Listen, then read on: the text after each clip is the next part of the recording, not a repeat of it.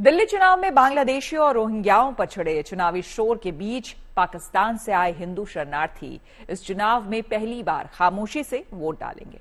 ऐसे में हमारा सातवां और आखिरी सवाल इसी से जुड़ा है। हमारा सवाल है कि इस चुनाव में पाकिस्तान से आए हिंदू शरणार्थियों के लिए क्या नया है। दरअसल करीब 400 पाकिस्तानी 14 साल पहले भारत आए थे। यहां लंबी जद्दोजहद के बाद पिछले साल उन्हें नागरिकता मिली और अब उनका वोटर पहचान पत्र भी बन गया है।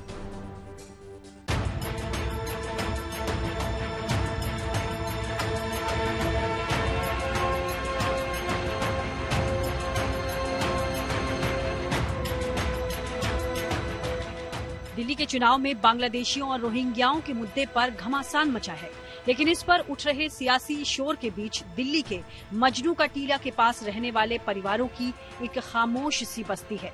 ये बस्ती है पाकिस्तान से आए हिंदुओं की। इन लोगों का जन्म पाकिस्तान में हुआ, मगर अब ये खालिस हिंदुस्तानी बन गए हैं। इनको भारत की नागरिकता मिल गई है और नागरिकता मिलने के साथ ही इन्हें वोट का भी अधिकार मिल गया है। ये पहली बार दिल्ली चुनाव में अपने मताधिकार का इस्तेमाल करेंगे और इसकी खुशी इनके चेहरे पर साफ देखी जा सकती है। अभी 2011 से अब तक बहुत फंसे पड़े थे हम। जब सिटीजनशिप भारत की मिल गई, भारत की नागरिकता हमको मिल गई, अभी पहली बार हम मतदान करने के लिए जाएंगे तो खुशी की तो बात है। नहीं, हमारे सारे एक एक बच्चे का पासपोर्ट, वीजा लीगल तरीके से सब लोग हम आए थे। हिंदू हैं, भारत हमारा हिंदुओं का देश एक ही भारत है, भाग के नहीं आए। फिर भी हम लीगल तरीके से आए, वीजा लेके आए। धार्मिक वीजा जो मिलती है वो वीजा लेके हम लोग आए। सारे के सारे भारत में आके शरण हम लोगों ने लिया।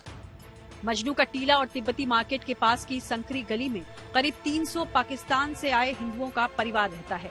कच्चे मकानों में अपने पक्के सुनहरे भविष्य की उम्मीद को लेकर यहाँ करीब 400 हिंदू रह रहे हैं। ये 2011 में वैध दस्तावेजों के साथ पाकिस्तान से भारत में दाखिल हुए और यहीं के हो गए।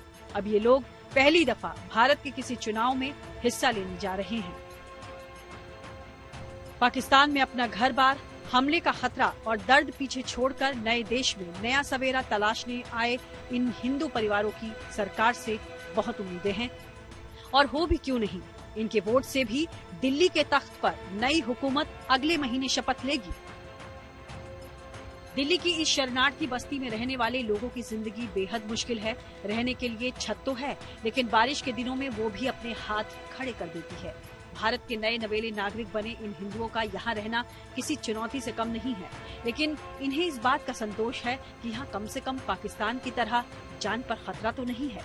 इनका कहना है कि इनकी पहली ख्वाहिश 4 दीवारें और उसके ऊपर मजबूत छत की है, और अगर कोई यहाँ उनसे वोट मांगने आया तो वो उससे इसी की मांग करेंगी। लेकिन फिलहाल तो शरणार्थी कैंप में अभी तक कोई भी नेता चुनाव प्रचार के लिए पहुँचा नहीं है। अभी तो नहीं आए नेता। अभी नहीं आए तो आएंगे तो क्या बताएंगे उनको, क्या क्या चाहिए आपको? वो पूछेंगे तो हम बता देंगे हमारा गैस नहीं है, बिजली नहीं है, मकान नहीं है, हमें वो दे दो, नागरिकता मुझे मिल गई। करीब 300 शरणार्थियों के लिए मतदाता पहचान पत्र जारी हो चुका है और मोबाइल पर वोटर कार्ड की फोटो दिखाते ही उनका चेहरा गर्व से चमक उठता है। वो तो घर चाहिए, बैठने की बिजली नहीं है, पानी नहीं है। वैसे बिजली लगाई हुई है, वो पैसे देते हैं, जो कमा के आता है वो बिजली में पैसे चले जाते हैं। कितने पैसे देने पड़ते हैं? 2000 5000 ऐसे देते हैं महीने का। हाँ, इनके पास फिलहाल न ठीक से रहने का ठिकाना है, न ही खाने का, लेकिन दिल्ली चुनाव में अपने मताधिकार के प्रयोग को लेकर ये सजग हैं। आखिर हमारे देश के लोकतंत्र की खूबसूरती भी तो यही है। इस जगह से लोग जब पहली बार दिल्ली के चुनाव में वोट करने जाएंगे तो उन्हें बहुत सारी बातें याद होंगी। उन्हें याद होगा कि किस तरह से उनके घरों में पानी घुसता है, उन्हें याद होगा कि कैसे बारिश में इनकी छतों से पानी चूता होगा। ये सारी चीजें उनके लिए क्या वोट का आधार बनेंगी, ये कहना बहुत मुश्किल है, क्योंकि फिलहाल एक लंबे अरसे और लंबे इंतजार के बाद इन सबको नागरिकता मिली और अब नागरिकता के बाद उनका वोटर ID कार्ड बना है, जब वो पहली बार देश के किसी भी चुनाव में भाग लेंगे। कैमरामैन अंकित के साथ मनीष चौरसिया।